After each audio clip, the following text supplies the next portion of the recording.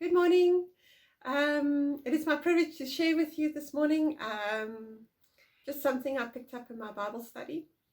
I was in the book of Joshua, specifically Joshua 24. It's at the end of Joshua's life. The Israelites are in the promised land. They're conquering their enemies. And God says something strange here that I just picked up. He says, I sent the hornet before you, which drove them out from before you. Also the two kings of the Amorites, but not with your sword and with your bow. It was just strange. I had a question mark.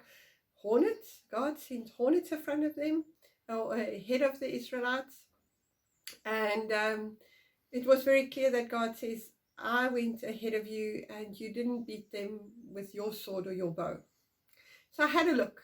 In the Bible, there's two other places where God speaks about hornets. So we go back in time, and we now in the time of Moses. So Moses in Deuteronomy 7 gives a whole lot of blessings for obedience.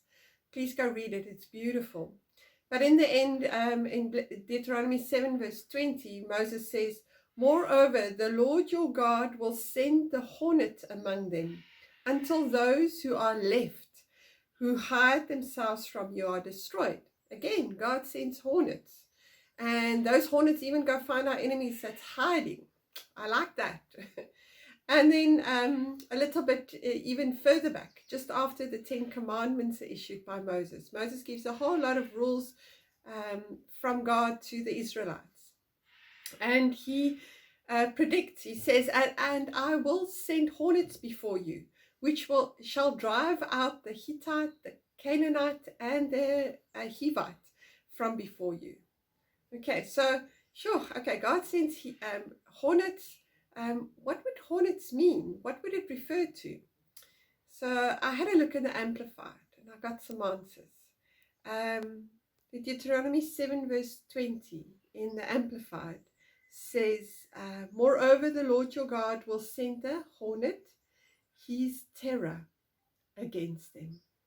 God's terror will go against my enemies.